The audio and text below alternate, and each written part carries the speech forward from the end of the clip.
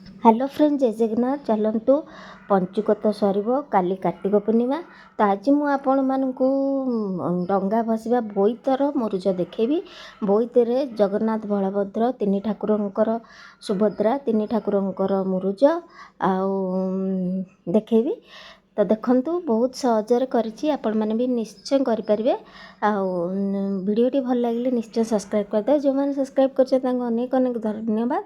आपण भी जातु काली डंगा बसैकी मासक जाकर पुण्य जो करेंगे काली डंगा बसैकी पुण्य नियंतु।